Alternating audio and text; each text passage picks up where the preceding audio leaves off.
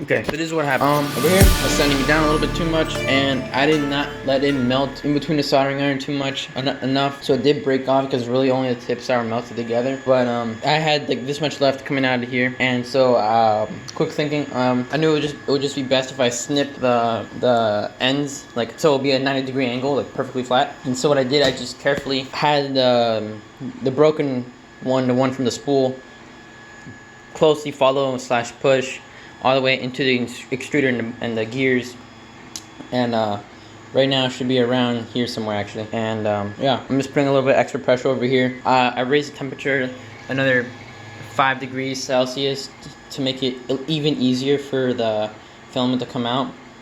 And I'm trying to give everything its best chance, like, you know. So this layer shift, either the nozzle got stuck on something. If you look at the nozzle, it's pretty clean, it's not very gunky, so, and PLA is not that stringy compared like to PETG or something, so I don't think it's because it got stuck on something. It's probably more or less because the motors are hot and the entire room, like I was like had those cards running. This is my workstation for like 3D design, but I also use it for mining. And yeah, it was really hot in here, like 92 degrees Fahrenheit. So the motors might have been getting pretty hot. I haven't adjusted or messed anything in the box, but yeah. So that's probably why the layer shift happens. It's happened before with PTG. It just started more recently happening. It didn't always happen that much. So I think I'm gonna have to like check the voltages under here and the amperage, see how much all this stuff is getting. Would I recommend this machine? Yeah. Glass bed. Yeah. Just be careful and know. You know what? The layer shift might have happened because I forgot to put a clip on this side, and I didn't put a clip on this side because the first layer was being like super annoying if I put a clip on this side. So I just took it off, and I forgot to put it. That might have, given how heavy this is, it might have caused a layer shift. Not 100% sure. It's not annoying loud, but I'm at night. I can hear it if my AC's not on. So, yeah. Those are your tips. So don't buy inland filament. Buy Hatchbox. Filamentum for the pasta. I got some more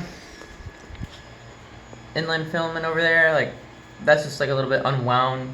Like, you can see it even like, it's never been perfect, but it's never given me problems up until now. Like, this is a really bad spool. But I have seen Hatchbox spools come in similar ways, so it's really best to take the hassle and return the spool. It really is worth it because it isn't worth reprinting a 34-hour print. Okay, bye. Okay, so yeah, this is kind of like what came out of the printer. There was a layer shift around a centimeter from the top going down. I think it was because like either the drivers were getting too hot because in the garage it was like 93 degrees Fahrenheit, or the motors were getting too hot because they were pretty hot, or I don't know, or I don't know, couldn't direct it back fast enough. Like I said, the bottom over here, it's under extruded a little bit. Yeah, got screws in. So like what I wanted to say was that I ended up accidentally breaking off the joint I made, and it was not enough time for me to like I was saying, I sanded down, and I was a little bit too rough with a joint, sanded down and was a little bit too rough with the welding, with the kind of quick melting welding joint I made with the soldering iron, and so it broke.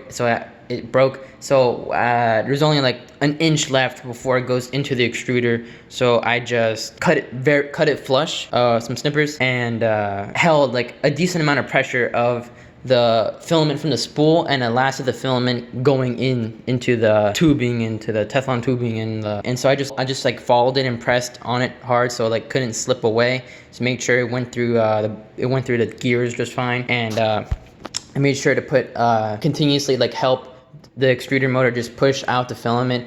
I also had the filament going around the flow rate plus 15% because, you know, I was trying to recover from losing a layer, because believe it or not, I lost like a layer, like in here. See if we can focus.